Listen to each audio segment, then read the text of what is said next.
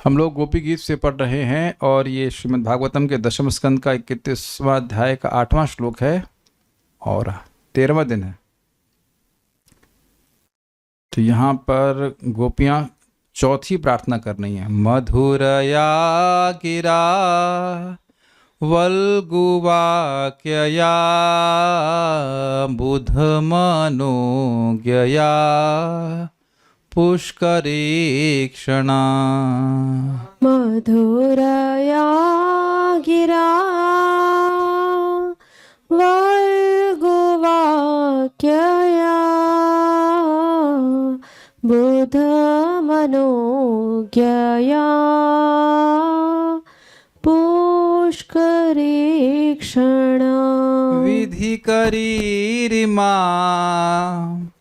वीरमुयतीरधरसिधुना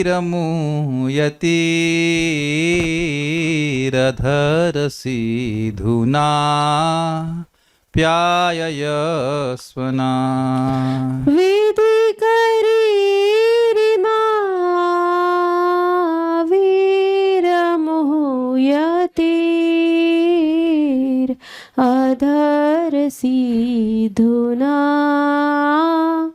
प्याययस्वनः। एक व्यक्ति हाथ खड़ा करे जिसे कृष्ण के अधरों का अमृत नहीं चाहिए, और जो व्यक्ति हाथ नहीं खड़ा कर रहे हैं वो मेरी बात को बिल्कुल सही समझ रहे हैं।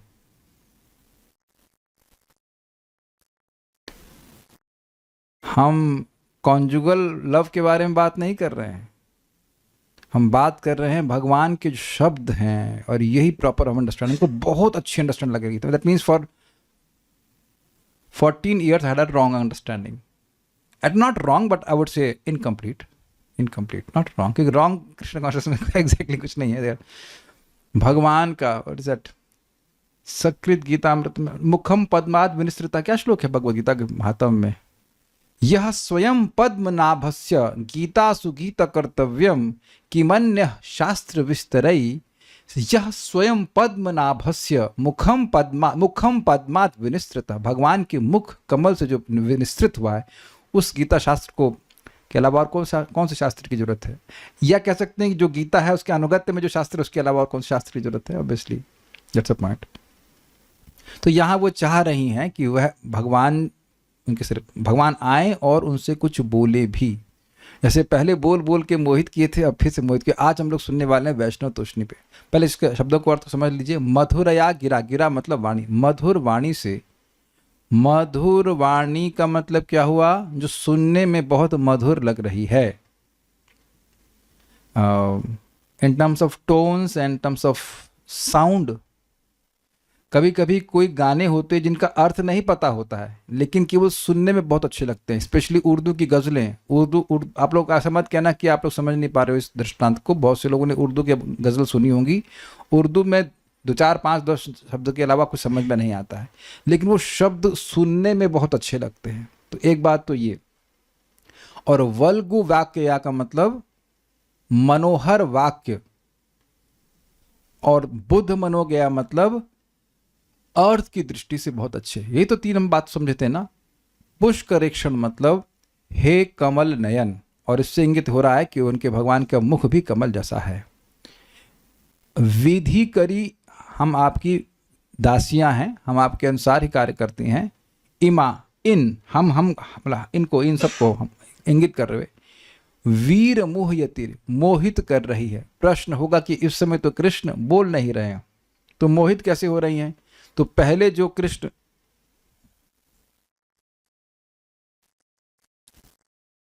इतनी समस्या आ रही है। पहले जो कृष्ण बोले थे उसको स्मरण कर करके मोहित हो रही हैं। उसके भी एग्जाम्पल्स आपके सामने आ जाएंगे। अधर सीधुना, अपने अधर का, सीधु मतलब, सीधुन मतलब होता है अमृत, तो सीधुना और तृतीय विभक्ति हो गई। अमृत के द्वारा, अपने अधरामृत के द्वारा। अप्यायस्व, अप्यायस्व मतलब हमको पुनर्जीवित कीजिए, हम लोग मर गई हैं। This is very interesting language. हमको पुनर्जीवित कीजिए, हम लोग मर गए हैं। तो मर गए तो बोल कैसे रही हैं आप? लेकिन अब ये बोलने का तरीका, हम लोग मर गए हैं, हमको संजीवित कीजिए, दोबारा जीवन प्रदान कीजिए। वैसे ये बात तो समझ में आती है, पहले भी हम लोग सुन चुके हैं, जीवन अपि मृतो हि सः। जो व्यक्ति भगवान की कथा को नहीं सुन रहा है वह जीते जी मरा हुआ है। ये कौन बोला था? मैं समझता हूँ माता देवहूति बोली थी। कौन बोला था? देवहूति नहीं बोली थी, कहीं तो हम सुन चुके हैं, हम लोग श्लोक सुन चुके हैं। जीवन अपि, अरे माता देवहूति ही बोले हैं भाई, जीवन अपि मृतो हि सः। वो जब अपना शोक प्रस्तुत कर रही हैं कि जिसका धर्म उसको विराग को नहीं लेके जाता, ऐसे करके है, और एंड में आकर आता है जीवन अपि मृतो हि सः, जहां ऐसे कुछ to that effect she was speaking, if not that exactly. चलिए द वैष्णव तोषणी पढ़ते हैं, बड़ी सुंदर, ध्यान से सुनिएगा। तदंतर, उसके बाद, पिछले श्लोक को बोलने के बाद, श्री कृष्ण के मुखारविंद के सौरभ सदृश उनके उधर अधर से उच्चारित मधुर वाणी विशेष के स्मरण से उनके अधरामृत रूपी रस का पान करने की इच्छा इतनी प्रबल हो गई कि उसके द्वारा मोह तक की दशा को प्राप्त होने वाला तीव्र ताप उदित हुआ। ये बातें कुछ समझ लें पहले। भगवान श्री कृष्ण का मुख कैसा है? कमल के समान। वह जो बोलते हैं, जो वाणी उनके मुख कमल से प्रकट होती है, वह कैसी है? वह सुंदर सुगंध के समान है, जैसे कमल की सुगंध होती है, जब सब सर्वत्र फैलती है, ये कह रहे हैं। तो उस वाणी विशेष की, जो वाणी विशेष रूप से भगवान ने गोपियों के लिए प्रयोग करी थी, उसका स्मरण करके तो अब भगवान के अधरामृत रूपी रस को पान करने की इच्छा, मतलब भगवान के शब्द को फिर से सुनने की बहुत तीव्र इच्छा प्रबल हो गई, और उससे मोह बहुत बढ़ गया, और उससे और तीव्र ताप उत्पन्न हुआ, और इस कारण से वह बोलती है। अन्य किसी भी प्रकार से इस ताप की चिकित्सा नहीं होने की आशंका करके गोपियां पूर्व प्रार्थित प्रलेप औषधि के साथ पुनः उनके अंग संग द्वारा ही पेय औषधि की भांति अंतःकरण में जाने वाली श्री कृष्ण के मुख रूपी सुधाकर के सुधारस यानी अधर सधारस की प्राप्ति हेतु मधुरया इत्यादि पदों द्वारा प्रार्थना कर रही। बड़ी ऊपर वाली हिंदी हो गई, थोड़ा समझिए भाई। अपने वक्षस्थल पर वह भगवान के चरण चाह रही थी, तो वो बोला गया था वो ऑइंटमेंट की तरह था जो बाहर से लगा जाता है, लेकिन अंदर भी तो ताप तो हृदय में है ना, ताप तो हृदय में है, तो कुछ पीने वाली दवा भी चाहिए, समझे? तो पीने वाली दवा कहाँ से पिएंगे? कान से, लेकिन पीने वाली दवा बोल रही भगवान के शब्द। Got it? लैंग्वेज देखिए क्या अद्भुत है आचार्यों की। क्या समझ पा रहे हैं सब लोग? तो पहला वाला तो ऑइंटमेंट है, लेकिन दूसरा वाला है वो कुछ ओरल मेडिसिन चाहिए। तो ओरल वाणी से नहीं लेना है, मुंह से नहीं खाना है, कान से पिएंगे। बिना विना हरेर कर्ण पीयूष पानाथ शब्द है। तो अन्य जगह बोला गया भागवत में, कान रूपी अंजलि, हम लोग पढ़ भी चुके हैं सच लोग, कान रूपी अंजलि ऐसी होती है, उससे भक्त लोग भगवान की कथा का पान करते हैं। ये हम लोग कहीं सुने हैं ना, somewhere we have heard this. कर्णपुटेशु, हाँ शायद कर्णपुटेशु और प्रविष्ट कर्ण रंधिरा इत्यादि तो है, लेकिन कर्णपुटेशु शब्द था। यस, कानों को ऐसे, और कान की अंजलि बना दे, कान की अंजलि ऐसे पानी पीता है ना उस तरह से, तो कान की भी अंजलि बना करके उससे कथा को ग्रहण करते पीते हैं। तो वो कह रहे हैं कि ये जो ये तीव्र ताप हृदय में उत्पन्न हो रहा है, भाई ताप कहाँ हो रहा है? विरह में। विरह के कारण हृदय में ताप हो रहा है। तो वो ताप दो प्रकार की औषधि से होगा। तो पहली वाली औषधि की प्रार्थना कर ली, अब कह रहे हैं कि हम आपके शब्द सुनना चाहते हैं। अब आगे बात समझिए, ये लैंग्वेज क्या है यहाँ पे। श्री कृष्ण के मुख रूपी सुधाकर के सुधारस की प्राप्ति है। तो भाई ये क्या है? सुधाकर कौन है? कोई जानता है? हिंदी जानता है? सुधाकर किसको कहते हैं जी? नहीं। वाओ, वर्ष भानु माता जी गॉट 100 पॉइंट्स। हमारी अंग्रेजी में पढ़ाती थी मैडम, तो ऐसे कुछ क्वेश्चन पूछती थी, और अगर कोई लड़का मतलब लड़की कोई भी अच्छा सही उत्तर देगा तो कहती थी the day belongs to you आज का दिन आपके नाम। यस, मुझे देखना पड़ा था भाई सुधाकर का मतलब क्या होता है। मैं भी वही सोच रहा था जो आप सोच रही थी, मधुकर। लेकिन मधुकर रस देता नहीं है ना, मधुकर रस देता नहीं है। और वो सुधा का मतलब मधु नहीं होता है, सुधा मतलब होता है अमृत। तो जो आप सोच रहे हैं वही मैं भी सोच रहा था कि सुधाकर है वो मधुकर, ऐसा कुछ भौरा, लेकिन भौरे की बात तो सेट नहीं हो रही थी। तो सुधाकर मतलब जो सुधा को प्रस्तुत, सुधा का आकर, या फिर सुधाकर मतलब जो सुधा को प्रदान करे, अर्थात अमृत को प्रदान करने वाला। तो ये सब जानते हैं कि चंद्रमा की किरणों में अमृत बरसता है। अभी शरद पूर्णिमा भी निकली तो उस दिन भी वो कहते हैं कि अमृत बरसता है, ऐसा कुछ होता है, लेकिन उसको बोलते हैं ऐसे। ठंडक प्रदान करता है, औषधियों में रस प्रदान करता है, रस से युक्त होता है चंद्रमा की किरणें। तो भगवान के मुख रूपी सुधाकर, मुख कैसा है? चंद्रमा के समान, और उसका सुधा रस क्या है? भगवान की वाणी। उसकी प्राप्ति हेतु यह पद कहे जा रहे हैं। Is it understandable? ठीक है। तुम्हारी मधुर से भी सुमधुर वाणी द्वारा हम मोह को प्राप्त हो रही हैं, जो हमने पहले सुनी थी। इसलिए अपनी अधर सुधा का पान कराकर हमें जीवन दान दो, अन्यथा हम शीघ्र ही मर जाएंगे। ये भाव है। देखिए, इस तरह की बातें घरों में भी देखी जाती है। अरे भैया खाना दो, हम मरे जा रहे हैं। यद्यपि अगर वो मर गया तो वैसे खाना कौन मांगेगा? कोई लाश, कोई मुर्दा तो ना खाना मांगता है, भाई हमको भोजन जिमाओ।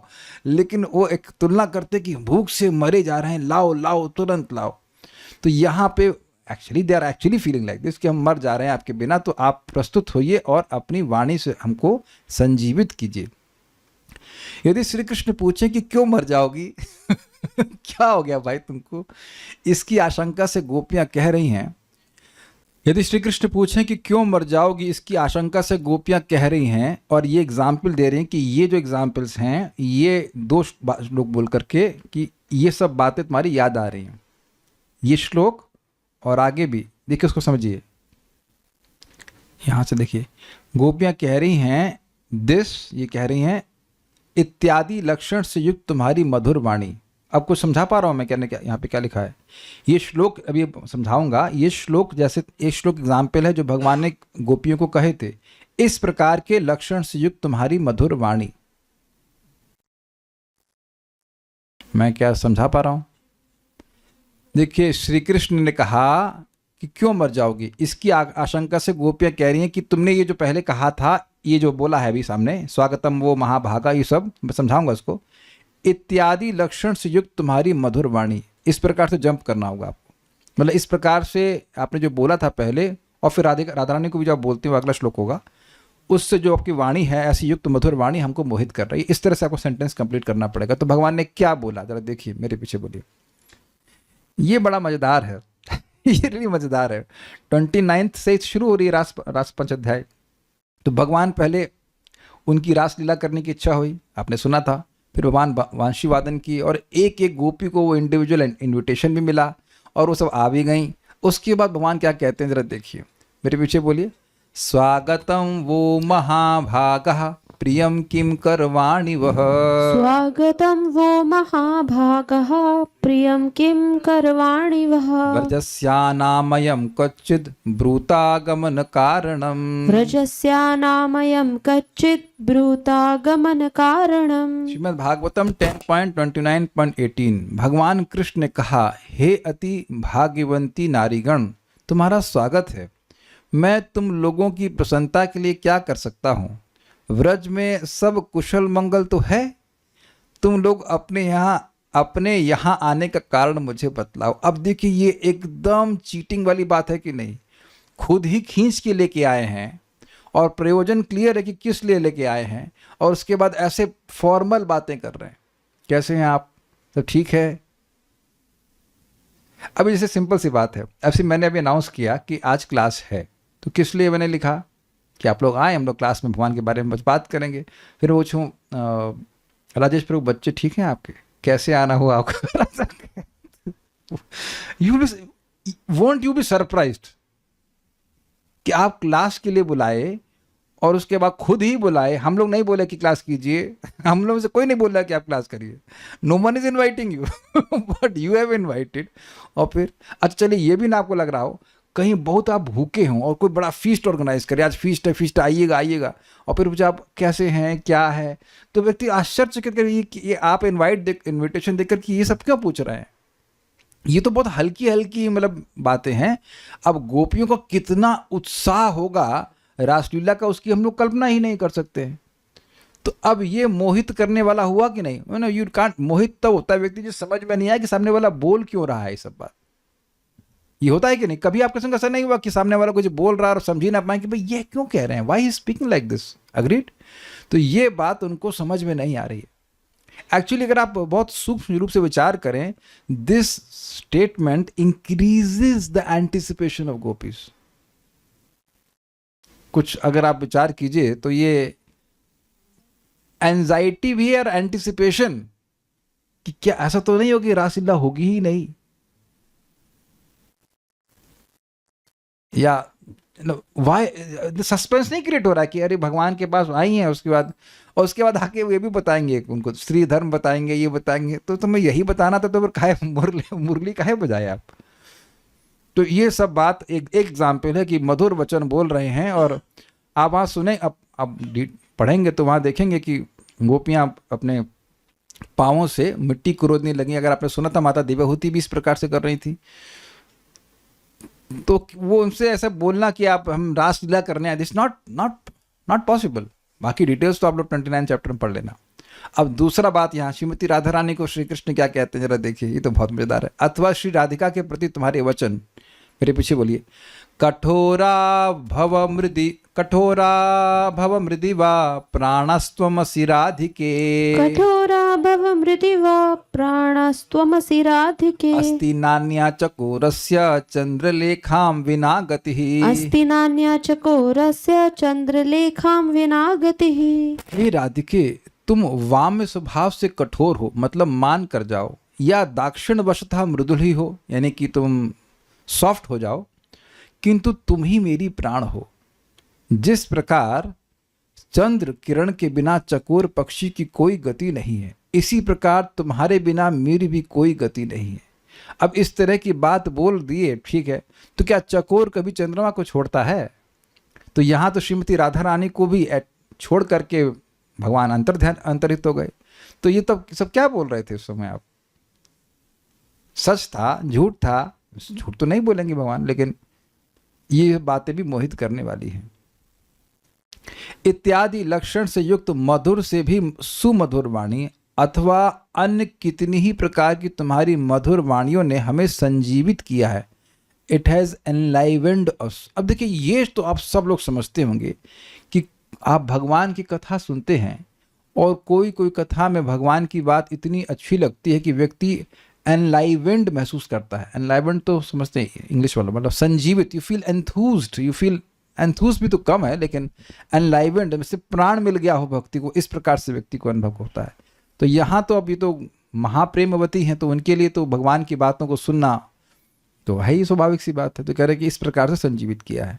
उन वाणियों को स्मरण कर हम मोह को प्राप्त हो रही हैं, तथा वह मोह अब इतना प्रबल हो गया है कि उसने मरण के पूर्व काल में होने वाला मोह अर्थात अंतावस्था के रूप को प्राप्त कर लिया है। क्या बात बोल रहे हैं?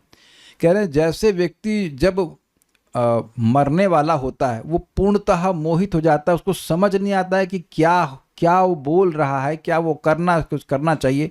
ऐसी हमारी अवस्था आ गई है।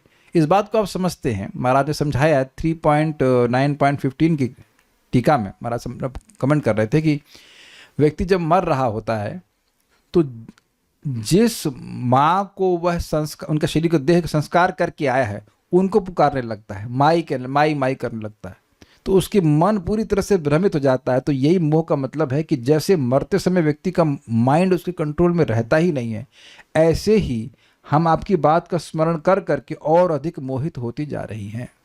ये बात बोल रही, ठीक है। यदि श्री कृष्ण पूछे कि मेरे वे प्रभावशाली वचन कैसे हैं, इसका उत्तर देते हुए गोपियां कह रही हैं कि तुम्हारे वचन मधुर से भी सुमधुर। ये स्पष्ट है। मधुरया गिरा, उत्तम स्वर की विशेषता और सुसंगत वर्ण विन्यास की विशेषता तथा प्रेम की मृदुता से परिपूर्ण होने के कारण प्राणी मात्र के लिए रुचिकर हैं। वल्गु वाक्या की व्याख्या है सुसंगत वर्ण विन्यास। देखिए ये शब्द को ही देख लीजिए, ज़्यादा समझने की जरूरत नहीं है। वर्ण विन्यास में देख रहे हैं व दोबारा आया। जब आप अभी गोपी गीत में भी आप देख रहे थे कि शुरुआत में समझाया गया था, पहले श्लोक में समझाया गया था ना, कि दूसरे में था पता नहीं, टीका में था कि र प्रहसितम प्रिया, तो प्र ऐसे करके आया। तो वर्ण अच्छे आ रहे हैं कि नहीं आ रहे इसमें? अभी आपको समझाते हैं इस बात को। देखिए इसमें मधुरया में धू देखिए और बुद्ध में ध रिपीट हुआ कि नहीं। विधि करी रिमा में धी और उसका मतलब धा, उसका अध में ध, फिर 1 2 3 4 5 6 7 विधि करीमा में वी और फिर इसके बाद व, मतलब वी मतलब वाह और फिर वाह, पहला वाह और उसके बाद 7वां शब्द फिर वाह। तो इस प्रकार से आप देख सकते हैं कि इन श्लोकों को हम गा रहे हैं तो इसमें जो वर्ण हैं, वर्ण समझते हैं ना, क ख ग, जो उनका विन्यास, न्यास मतलब रखना और विन्यास मतलब विशेष रूप से रखना, उनको बहुत सुंदर तरह से रखा गया है, ये बात बोल रहा है। तो ये मैं यहाँ एग्जाम्पल दे रहा हूँ, ये तो गोपियों ने बोला है, लेकिन भगवान श्री कृष्ण जो गोपियों को बोल रहे हैं वह भी बहुत सुंदर तरह से, बहुत सुनने में बड़ा अच्छा लगता है, ये बात है। Is it okay? ठीक है।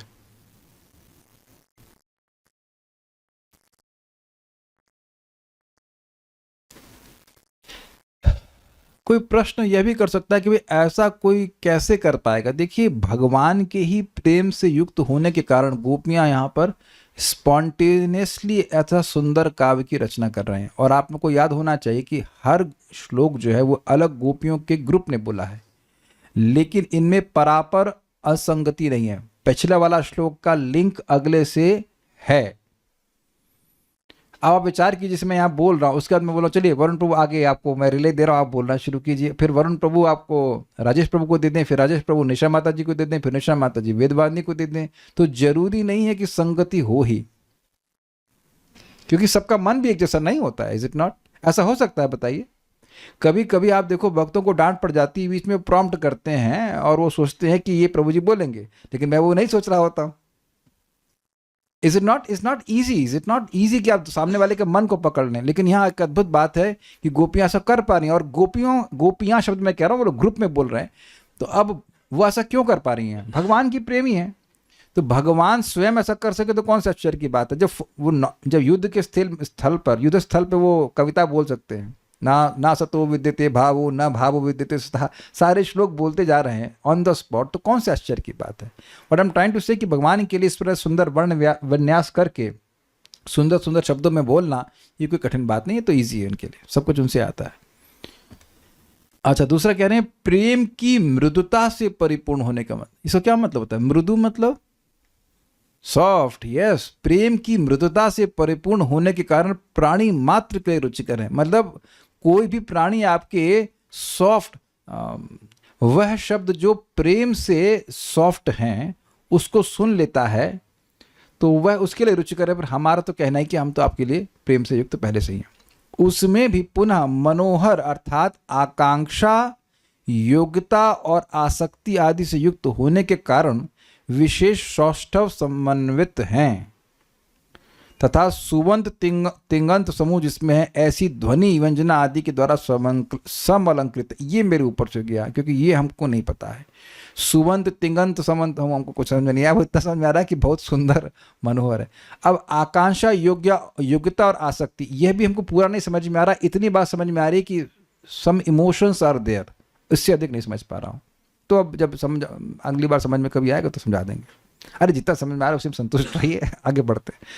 इसलिए विद्वत जनों अर्थात अर्थ को जानने वालों के लिए मनोज्ञ हैं, अर्थात ये समझाता हूं।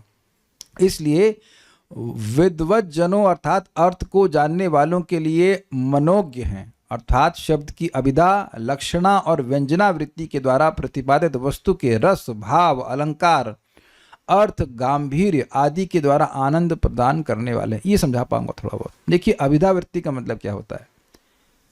वेदवाणी थोड़ा पानी देना, क्या मतलब इसका? पानी देना, मुझे पानी चाहिए, इसे कहते हैं डायरेक्ट मीनिंग। तो डायरेक्ट मीनिंग बड़ा अच्छा लग रहा है। लक्षणा मतलब कालिया कृष्ण प्रभु का घर यमुना जी में है, तो यमुना जी में तो नहीं हो सकता है ये, इसको उनको तो मेरे से तैरना भी नहीं आता, मुझे भी नहीं आता, तो यमुना जी में है ये अर्थ नहीं समझ में आएगा। इसलिए आप उसका दूसरा अर्थ लेंगे, यमुना जी के तट पर है। लेकिन कुछ अर्थ इन दोनों के भी परे हो सकते हैं, तो उनको व्यंजना कहते हैं, जिसको ध्वनित अर्थ भी कह सकते हैं। ध्वनित समझ रहे हैं? ध्वनि is not being directly spoken but heard. ये हम लोगों ने टीका में कई बार सुना है, यह भी ध्वनित हो रहा है। अब इसको जब कभी आएगा तो मैं दिखा दूंगा आपको कि एक तो हो गया कि भाई समझ में आ रहा है कि ठीक है, अभिधा डायरेक्ट समझ में आ रहा है। दूसरा है लक्षणा, और उससे भी सूक्ष्म कोई अर्थ है जो कि सीधे सीधे नहीं दिखाई पड़ रहा, उसको कहते हैं व्यंजनावृत्ति। तो ये सब जब कोई वाणी में होता है तो पंडितों को बड़ा अच्छा लगता है। तो कह रहे हैं इसीलिए बुध मनोज्ञया, और जो कारण है के कारण और जिन कारण को वर्णन हो रहा है मनोहर होने का, वो हमको समझ में नहीं आ रहा है। आकांक्षा, योग्यता, आसक्ति, हमको नहीं समझ में आ रहा क्या मतलब है कंटेक्स्ट में एटलीस्ट। श्लोक में कथित इमा अर्थात ये गोपियों द्वारा इस प्रकार उंगली निर्देश कर कहने से व्रजदेवियों की मोहग्रस्त अवस्था की प्रत्यक्षता आदि द्वारा उनके मोह का संदेह रहित होना अर्थात मोह की सत्यता और तत्कालीनता उक्त हुई है। समझ में आ गया ना सबको? इसमें कोई अभिधा वृत्ति, इसमें कोई लक्षणावृत्ति नहीं है, केवल अभिधा ही है। लेकिन पंडितों आप समझिए इस बात को। ये बच्चे देख रहे हैं आप, अब सब लोग देखना शुरू हो गए, यानी बच्चे मेरे सामने हैं, तभी तो बोलेंगे ये बच्चा। मैं बोलूँ ऊपर छत पे गई है बच्चा छत पे तो ये बच्चे कौन। अब ये जैसे आप यश प्रभु को देख रहे हैं यहाँ पे, तो आप कहेंगे यश कौन? अब यश ये जैसे बोलते हैं, ये मतलब that person is directly present. ये कोई पहली बार आप लोग नहीं सुन रहे हैं, इसे कई बार इस तरह का प्रयोग हो चुका है। अयम, अयम का प्रयोग हुआ है। अयम जब ये भीष्म देव बोल रहे थे और भगवान को इंगित कर रहे हैं कि अयम, ये भगवान मेरे सामने आए हैं, जो कि मेरे सामने हैं, अयम का प्रयोग है। तो यहाँ इमा मतलब इन हमको, मतलब आप दिखा रहे हैं इस प्रकार से, देखिए हम सब, मतलब कहने का ये है कि जैसे बोलते हैं कि ये बच्चे, तो ये बच्चे मेरे सामने हैं। तो अब कह रहे हैं कि इमा से ये सूचित हो रहा है कि जो हम जिस मोह की बात कर रहे हैं वो परसों नहीं हो रहा था, वो कल नहीं होगा, वो अभी हो रहा है। ये हमारी दशा देख रहे हैं आप? ये शब्द सुना है कि नहीं सुना है? ये हमारी दशा देख रहे हैं आप? कौन व्यक्ति है जिसने आज तक ये कभी नहीं कहा है? ये लोग कुछ समझ ही नहीं रहे हैं। ये समझ रहे हैं कि नहीं समझ रहे हैं आप? ये शब्द आपने कई बार प्रयोग किया होगा, ये हमारी दशा देखिए क्या हालत हो रही हमारी। तो ये इसका मतलब है कि वो जो बुरी हालत है वो इस समय हो रही है, ठीक है? तो अब जब इस समय हो रही है तो उसका इलाज कब होगा? 1 साल के बाद तो इसलिए कह रहे हैं अभी हम मर जाएंगे। भाई देखिए मोह बहुत ज्यादा हो रहा है, ऐसा नहीं कि हमारा पहले हो रहा था, नहीं अभी हो रहा है। इससे ये इमा शब्द से सूचित हो रहा है। अंडरस्टूड? तो सब लोग सो रहे हैं। अरे नहीं सो मत भाई, जग जाओ जग जाओ। कौन जो सो रहे हैं कह रहे हैं कौन सो रहा है? हम तो नहीं सो रहे हैं। Okay okay, you are awake, someone has reacted, you are awake. जो लोग सो रहे हैं वो रिएक्ट कीजिए फटाक से। Okay, so I hope you got this point. देखिए अब आप समझ लीजिए ईमा, अब इसको आप समझिए ईमा का मतलब क्या होता है। ये तो ये को लिंक कहां किया जा रहा है? मोह से। तो अर्थ कुछ डीप आया कि नहीं आया? आपने जब श्लोक सुना तो ईमा मतलब हम आपकी दासियां, सीधा सा अर्थ ले लिया आपने। लेकिन इसमें और कितने अर्थ आ रहे हैं यार? ये एक्चुअली ध्वनित अर्थ है। यहां पे ईमा का मतलब ये नहीं कि मोहग्रस्त है, ऐसा कुछ भी नहीं है। ईमा से ये सूचित हो रहा है या ध्वनित हो रहा है, इंगित हो रहा है कि ये हम लोग हैं, ये जो मोह है हमारा अभी वर्तमान है। तत्कालीन मतलब उस काल में, उसी समय जब हम बोल रहे हैं उस समय मोह को प्राप्त हैं, इसका इलाज आपको तुरंत करना है, ये बात बोल रहे हैं। क्यों? क्योंकि भगवान के अधरामृत को बोला गया कि इसको पिला करके, हमसे कुछ बात करके आप हमको संजीवित कीजिए, अभी मर रही हैं हम, ये कह रहे हैं। पहले ही उन्हें बोला था कि मोह कैसा प्राप्त हो रहा है? जो कि मरण दशा के समय प्राप्त हो रहा है, अर्थात हम मरने वाली हैं, तो अभी मरने वाली हैं, इसलिए यह ईमा से सूचित हो रहा है। अब इससे अधिक तो हमको ना समझ आ रहा है ना हम समझा पाएंगे, उम्मीद है कि समझ में आ गया होगा आप लोग। यदि श्री कृष्ण आपत्ति करें कि तुम लोग मुझे जिस अधरामृत का दान करने के लिए कह रही हो वह तो अधेय है, मतलब जिसको दिया ही नहीं जाना चाहिए, अतः मैं तुम्हें उसका दान किस प्रकार करूं? जैसे कोई घर में कहे ऐसा करिए 10 ग्राम सोना दे दीजिए, क्या सोने का क्या अर्थ लेंगे आप? फिर लक्षणावृत्ति ले लेंगे तो सोने के लिए बेड मांग रहे हैं यही लेंगे ना। आप विधावृत्ति तो नहीं लेंगे, सोना मतलब गोल्ड। तो सोना कोई एकदम से मांग लेगा तो आप कहेंगे ये कैसे यार मांग लिया तुम, तो बहुत महंगी चीज है। तो इसको अदेय कहा जाता है, इसको दिया नहीं जाना चाहिए। तो कह रहे हैं अथवा मैं इसका दान किस प्रकार करूंगा? इसकी आशंका में इसे गोपियां कह रही हैं कि हे वीर, अर्थात तुम केवल दयावीर ही नहीं बल्कि दानवीर भी हो। तो दयावीर हो ये कैसे मालूम चला? तृणचरानुगम, आप तृणचर यानी कि जो जानवर है उनके पीछे भी आपके चरण कमल चलते हैं, तो वहां भगवान की कृपा सूचित हुई थी। अब कह रहे हैं कि आप दानवीर हो, अर्थात जो अदेय वस्तु जिसको दिया नहीं जाना चाहिए वह भी आप दे सकते हो या देते हो, ये अर्थ है। इसलिए तुम्हारे लिए कुछ भी अदेय नहीं है, ऐसा कुछ भी नहीं जो आप नहीं दे सकते। हे कमल नयन, इस संबोधन के द्वारा मधुर वचन को कहते समय श्री कृष्ण के मुख कमल की मधुर मंद मुस्कान का विलास और परम सुंदर दृष्टिभंगी आदि से युक्त वचनों की विमोहनता ही अधिक रूप से अभिप्रेत है। ये क्या बोले? पुष्करेक्षणा कहा था ना, उसका मतलब कमल नयन।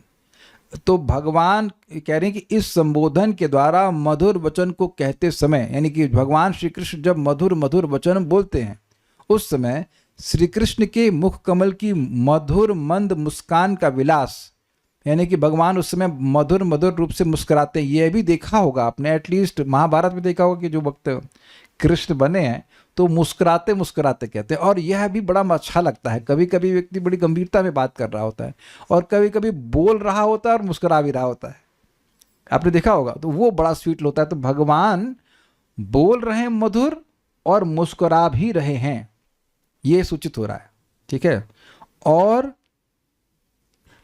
परम सुंदर दृष्टि भंगी आदि से युक्त, मतलब भगवान अत्यंत सुंदर तरह से देख भी रहे हैं, यानी कि वो सीन स्मरण कर रही हैं बहुत स्ट्रांगली कि भगवान सुंदर तरह से बोल रहे हैं, सुंदर वचन बोल रहे हैं, मनोहर वचन बोल रहे हैं और मुस्कुरा भी रहे हैं और बहुत सुंदर तरह से वह देख भी रहे हैं। ये कमल नयन का आशय है। एक व्यक्ति को समझ में आ गया यहाँ तक तो रिएक्ट कर दीजिए भाई, एक व्यक्ति चाहिए हमको। प्रभुपाद गीता कहते हैं, गीता को हाँ जल्दी से, वेरी गुड, एक हाँ ओके, 2-3 लोग को हम क्या कहते हैं ना वो कर देते हैं, पेमेंट करेंगे, आप आओगे तो मिठाई खिलाऊंगा, जल्दी से रिएक्ट करो तो हम लोग क्लास जल्दी करते के पार। उम्मीद है कि समझ में आ रहा होगा। This is really really nice, हम how the acharyas have put it, Pushkarekshana. Shri Krishna Karnamrita में लीला शुक श्रीपाद बिल्व मंगल ठाकुर ने श्री कृष्ण की ऐसी मधुर वचनावली का वर्णन करते हुए इसके अनुरूप ही कहा है। कृष्ण करणामृत 33, इसको कैसे बोला जाएगा, कैसे बोलेंगे? पर्याचितामृत रसानि पदार्थ भंगी, नहीं, पर्याचितामृत रसानि पदार्थ भंग, हाँ यही तो है, पर्याचितामृत रसानि पदार्थ भंगी फल्गुनि वल्गित विषा। एक मिनट रुक जाइए, इससे पहले कि हम बोलें आप ये देखिए कुछ इसमें वर्ण विन्यास अच्छा लग रहा है आपको? वल्गित विशाल विलोचनानी, कुछ दिख रहा है को? व फिर उसके बाद ना नी, हाँ कुछ दिख रहा है आपको? Falguni, can you see this? Okay. अरे आप कहाँ चले गए? अब कुछ गाने वाला है तो जब नौकरी वाला काम आता है तभी भाग जाते हैं आप अनड्यू एडवांटेज लेती हैं कि आप बोल पाते हैं। यहाँ हम गिरिराज जी सबको एम्पावर कीजिए यहाँ बोलने के लिए, तब इनकी नौकरी जाएगी, तब बैठ करके तब बैठ के बोलेंगी आप। हाँ बोल दिया हमने। पर्याचितामृत रसानि पदार्थ भंगी फल्गुनि वल्गित विशाल विलोचनानि, पर्याचितामृत रसानि पदार्थ भंगी फल्गुनि वल्गित विशाल विलोचनानि, बाल्याधिकानि मदवल्लभ भावितानि भावे लुठन्ति सदृशां तव जल्पितानि, बाल्याधिकानि मदवल्लभ भावितानि भावे लुठन्ति सुदृशां तव जल्पितानि। अर्थ हम इसका कुछ नहीं समझ रहे हैं क्योंकि इस पे मैं रिसर्च नहीं करा, इसका अन्वय वगैरह नहीं देखा है, लेकिन गाने में अच्छा लग रहा है कि नहीं? पर्याचितामृत रसानि पदार्थ भंगी फल्गुनि वल्गित विशाल विलोचनानि, पर्याचितामृत रसानि पदार्थ भंगी फल्गो निवल्गित विशाल विलोचनानि बाल्याधिकानि मदवल्लभ भावितानि भावे लुटन्ति सुदृशां तव जल्पितानि। बाल्याधिकानि मदवल्लभ भावितानि भावे लुठन्ति सुदृशां तव जल्पितानि। एग्जाम्पल दिया जा रहा है, हे सुंदर, गोपियां कह रही हैं कृष्ण को, जब तुम मद से गर्वित गोपंगनाओं के साथ प्रेमालाप करते हो उस समय तुम्हारे किशोर स्वभाव के लिए सुलभ चपलता में उस प्रेमालाप की कोई सीमा नहीं रहती। वह प्रेमालाप अमृत रस से परिपूर्ण है, पदभंगी और अर्थभंगी से अत्यंत मनोहर है। तुम्हारे विशाल नेत्रों के संचालन के साथ उच्चरित वाणियां सुकृति संपन्न व्यक्तियों के भावाक्रांत हृदय में स्फुरित होकर उन्हें परमानंद रूपी रस से सिंचित करती हैं। देखिए, जो मैं थोड़ा सा गलत बोल गया, ये बिल्वमंगल ठाकुर जी बोल रहे हैं भगवान श्री कृष्ण को, बट वो बोल रहे हैं कि आप जब गोपियों से बात करते हैं तो बात यहाँ पे जो आ रही है वो ये है, अमृत रस से परिपूर्ण होता है वो वचन, पदभंगी यानी पद का सौंदर्य और अर्थ का सौंदर्य अत्यंत मनोहर होता है। ये बात यहाँ पे प्रमाण दे रहे हैं शिला जीव गोस्वामी जी बिल्वमंगल ठाकुर से कि भगवान ऐसे बातें जब गोपियों से बोलते हैं, जिनका प्रेमालाप होता है वो अत्यंत अर्थ की दृष्टि से सुंदर होता है और मधुर होता है और पद भी बड़े सुंदर होते हैं। और ये भी उन्होंने बोला कि आपके विशाल नेत्र जो हैं वो जब बोल रहे हैं तो विशाल नेत्रों का संचालन भी हो रहा है। देखिए, हम लोग को तो सबका अनुभव नहीं है, लेकिन हमने ये सब मतलब हम लोग तो ऐसा नहीं करते हैं पुरुष लोग, लेकिन ये देखा गया कि कुछ लड़कियां होती हैं वो बोलेंगी और आंखें भी ऐसे मटकाती हैं। मतलब please don't get offended, but it's just, ये नोटिस किया है, मतलब ये नोटिस किया जाता है, specially young girls do that. तो भगवान इसमें बड़े तेज हैं, बोलेंगे तो ऐसे आंखें, I don't know what how Krishna does it, but यहाँ पे लिखा हुआ है कि आंखें भी संचालित करेंगे और आंखें उनकी सुंदर हैं ही वैसे भी। तो इस प्रकार से वह बातें यहाँ पे बोल रहे हैं। अन्यान पदों की व्याख्या, मतलब पॉइंट यहाँ पे बोल रहे हैं, जो पुष्करेक्षण वाला शब्द था ना कि भगवान बोल रहे हैं तो उनका आंखें भी बहुत सुंदर तरह से संचालित हो रही हैं और वह भी मोहित करने वाली हैं। अन्यान पदों की व्याख्या श्रीधर स्वामी पाद की व्याख्या के अनुसार है, अथवा तुम्हारे वचनों की मधुरिमा से हम मोहित हो गई हैं, अतएव ऐसे मोह से विवेक शक्ति के विलुप्त अथवा नष्ट होने के कारण ही हम तुम्हारी दासियां हुई हैं। ये समझे, विधि करी की बात कर रहे हैं, क्योंकि हम आपकी वाणी के द्वारा मोहित हो गई हैं, इसलिए हम और हमारा सारा विवेक खो गया है कि हम शादीशुदा हैं, हमें तो पति की सेवा करनी चाहिए, ये फलाना ढिमकाना, हम तो आपकी ही सेवा कर पा रही हैं और कोई नहीं कर पा रहे। अब देखिए, ये तो कोई बड़ी बात नहीं है, भगवान की भगवत गीता को सुन सुनकर सारी सेवा छोड़ करके सब भगवान की सेवा कर रहे हैं कि नहीं कर रहे हैं, becoming more and more attracted to serving Krishna. भगवान के शब्द का ये प्रभाव ही है ऐसा। अथवा तुम्हारी माधुर्यपूर्ण वाणी से आकृष्ट होकर ही हम तुम्हारी दासियां हो गई हैं, ये भी स्पष्ट है। देखिए, व्यक्ति जिससे आकर्षित होता है उसके वचनों के अनुसार वो कार्य करता ही है। दैट्स अ सिंपल, चाहे कोई इस लड़की हो चाहे लड़का हो, कोई भी व्यक्ति हो, जिससे वो आकृष्ट होता है वो जो बोलता है या बोलती है जो भी है उसके अनुसार वो कार्य करता है। तो कह रहे हैं कि हम आपकी मधुर वाणी को सुन करके आकृष्ट हो गए, इसलिए आपकी विधि करी हो गई हैं, अर्थात जो आप बोलते हैं वह सब करते हैं। किंतु अब उन्हीं मधुर वाणियों का श्रवण न करने के कारण ही विरह आरती यानी विरह के दुख से तुम्हारी ये गोपियां मोह को प्राप्त हो रही हैं। सारा दर्शन पढ़ लेंगे। हे मेरे प्राणों की एकमात्र वल्लभाओं, हे रत्न वल्लभागण, वल्लभ मतलब होता है प्रिय, जैसे रत्न प्रिय होता है किसी व्यक्ति को, ऐसे आप मुझे प्रिय हो। मेरे प्राणों की एकमात्र वल्लभाओं मतलब मेरे प्राणों को एकमात्र आप ही प्रिय लगती हो, ठीक है। तुम लोग मेरा जीवन स्वरूप हो, इसलिए मैं तुम्हारे प्रति उदासीन नहीं रह सकता हूँ। तुम्हारे स्वर्ण जैसे निर्मल प्रेम की स्वर्ण श्रृंखला के द्वारा निरंतर बद्ध इस दास के प्रति अविश्वास मत करो, मुझ पर विश्वास रखो। तुम मुझे अपने अपने हाथों के आभूषण स्वरूप कंगनों की भांति समझो, अर्थात मुझे अपने करतलगत ही समझो। ये समझे, जैसे हाथ में चूड़ियाँ होती हैं, चूड़ियाँ नहीं सॉरी कंगन होते हैं, तो बिल्कुल हाथ कंट्रोल में होता है। तो भगवान कह रहे हैं कि बिल्कुल ऐसे मानो तुम, मैं तो आपका सेवक हूँ, ऐसे करके। अंतर में स्फूर्ति, स्फूर्ति का मतलब होता है revelation which spontaneously happens in the heart. अंतर में स्फूर्ति प्राप्त श्री कृष्ण के इस वचन को सुनकर अन्य किसी गोपी ने मधुरया अर्थात माधुर्यता को प्रकाश करने वाले वर्णों से ग्रथित होने के कारण सुनने में सुमधुर, वल्गु अर्थात मनमोहक पद और अर्थ की विचित्रता से युक्त वाक्य, बुध मनोज्ञ अर्थात विदग्ध जनों की हृदय वृत्ति को प्रकाश करने वाली तुम्हारी वाणी को सुनकर विधि करी अर्थात तुम्हारी किंकरी ये गोपियाँ उसके माधुर्य आस्वादन के अत्यधिक आनंद से मोह को प्राप्त हो रही हैं। इन दासियों को पुनः अपनी अधुर सुधा का पान कराकर संजीवित करो। ये बात बड़ी लंबी हो गई। बात क्या हो रही है? बात ये कह रहे हैं चक्रवर्ती बात कि इस तरह की बात की स्फूर्ति मन में होते हुए आप कहेंगे ये कैसे हो गया भाई, भगवान तो वहां है नहीं, स्फूर्ति कैसे हो जाएगी? आपने सुना है भगवत गीता में, तेषाम सतत युक्ता नाम भजताम प्रीति पूर्वकम ददामि बुद्धि योगम तम ये न माम उपयांति ते।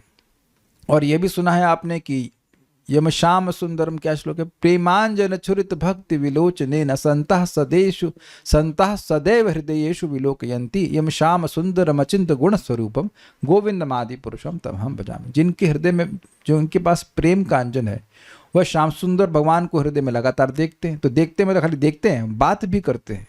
तो it is not impossible what is speaking here. हम लोग नहीं भगवान को देख पा रहे हैं, लेकिन भगवान तो क्या था? उरुक्रम चित्त यान। गोपियों की यह स्थिति है कि भगवान उनके चित्त पर चढ़े ही रहते हैं, वहां से हटते ही नहीं है। So it is not difficult for Krishna, और ऐसे कहना चाहिए, it is simply very easy for Krishna to talk to them from within the heart. उनके हृदय से ही भगवान कुछ उनको बोल दें, ये कोई इसमें आश्चर्य की बात नहीं है। भाई प्रभुपाद जी से पूछा गया था ना कि आपने ये सब ग्रंथ कैसे लिखे, इतने कम समय में इतनी सारी व्यवस्था थी, मैनेजमेंट करना था सारा कुछ। नहीं विश्वास हो रहा है तो आप डिवोटी किचन को मैनेज कीजिए एक दिन के लिए, एक दिन नहीं सॉरी एक टाइम के लिए। तो आपको समझ आता है कि मैनेजमेंट करने के बाद ऐसा कौन ग्रंथ लिख पाएगा, वो तो आप भूल जाइए। गौर भगवान से पूछ लीजिएगा आप। It is so difficult. Class में आना और बैठना मुश्किल होता है, वो ग्रंथ कैसे कोई लिख पाएगा? बहुत मुश्किल, ये असंभव बात है, एक्चुअली लिटरली असंभव है। तो प्रभुपाद बोले Krishna dictated to me. Krishna भगवान ने डिक्टेशन को क्या बोलते हैं हिंदी में, जो भी समझते हैं आप लोग, मतलब बोले और हम इसको लिख दिया। तो अब रिपोर्टर को बात समझ में नहीं आई तो कहा कि उनके जो प्रभुपाद जी के शिष्य बोले नहीं, एक्चुअली ये कहना चाहते हैं कि भगवान ने इनको अंदर से प्रेरणा दी और उसको लिखा। तो प्रभुपाद कह रहे तुम काहे बोल रहे हो, तुम क्यों बोल रहे हो? जब मैं बोल रहा हूँ कि भगवान ने बोला और मैं लिखा, तो वही अर्थ है उसका। तो जब आप समझ रहे हैं ना, प्रभुपाद जी हैं, वो भी खैर गोलोक से ही आए हैं, लेकिन ऐसा शुद्ध भक्तों के लिए संभव है कि वो डायरेक्ट भगवान से बात करें? कोई it's not difficult at all. एक और भक्त थे कांचीपुर थे, वरदराज जी से सीधे बात करते थे। कांचीपुर बस ऐसे बात कर रहे थे डायरेक्टली से, हम आपसे बात कर रहे हैं इस तरह से। तो ऐसा भगवान अंदर से बोले कि अरे तुम मेरी प्राण वल्लभ हो, मतलब प्राण से भी अधिक प्रिय हो, तुम लोग रत्न से भी अधिक प्रिय हो, मैं तुम्हारे प्रति उदासीन नहीं रह सकता, इत्यादि इत्यादि। तो ये सारी बातें सुन रही हैं गोपियां अंदर से हृदय में, और उनकी ये बातें उनको और मोहित कर रही हैं कि अगर इस प्रकार से प्रिय हैं तो फिर हमसे दूर क्यों हैं? And there can be many reasons like that. तो इस प्रकार की बातें जो कि मधुरया गिरा वल्गु वाक्या बुध मनोज्ञा, ये सारे गुणों से युक्त हैं, वे हमको मोहित कर रही हैं। हम कौन हैं? जो आपकी दासी हैं। ये बात। अब भाई हम जितना हमको समझ में आ रहा है उतना ही बाहर आ रहा है, उससे बाहर उससे ज़्यादा उतना ही आ रहा है, तो समझ लीजिए ठीक है, नहीं तो एटलीस्ट रिएक्ट कर दीजिए कि समझ में आ गया। अब कोई रिएक्ट नहीं करेगा, गया सबके ऊपर से। एक माता जी समझ में आ गया, एटलीस्ट वो सोच रही हैं कि उनको समझ में आ गया, दैट्स ऑल्सो ओके। तो आगे पढ़ लेते हैं। कहाँ गए? तुम्हारी किंकरियां गोपियां उसके माधुर आस्वादन के अत्यधिक आनंद से मोह को प्राप्त हो रही हैं। मीन्स इट इज बहुत अधिक आनंद मिल रहा है, आप अंदर से बोल रहे हो तो उससे मोहित हो रही है। यानी कि दो अर्थ आए, एक पुरानी बातों को स्मरण करके मोहित हो रही हैं, दूसरा अभी भगवान हृदय से अंदर से बोल रहे हैं तो उससे मोहित हो रही हैं। इन दासियों को पुनः अपनी अधुर सुधा का पान कराकर संजीवित करो। ठीक है, ये हो गया। अथवा मोह को प्राप्त हम गोपियों को अपनी अधर सुधा का पान कराकर पुनः मोह को प्राप्त कराओ, ये अर्थ है। और ये क्यों? अब ये अमेजिंग बात है। देखिए अभी आपने देखा टीका में कि उस मोह का आस्वादन करके वो बहुत आनंद की प्राप्ति कर रही है। तो कह रही और हमारे सामने आइए और बोलिए और मोहित कीजिए, ये कहना चाहती हैं। तो दोनों अर्थ आप एडजस्ट कर लीजिएगा। अगला श्लोक तो बहुत अच्छा है, और अच्छा है कि शाम के लिए रिजर्व किया गया है। तव कथामृतम तप्त जीवनम, तव कथामृतम तप्त जीवनम, कविभिरीडितं कल्मषापहम्, श्रवणमङ्गलं श्रीमदाततं, भुवि गृह्णन्ति ये भूरिदा जना। I would request all the devotees to come. Come is at least Zoom online, जैसे रूम में Zoom पे जैसे बहुत बढ़िया श्लोकों का उस पर काफ़ी चर्चा करने का प्रयास करेंगे। Thank you so much. Shrimad Bhagavatam की जय, श्री श्री गोपी गीत की जय, श्रील प्रभुपाद की जय, निताई गौर प्रेमानंदे।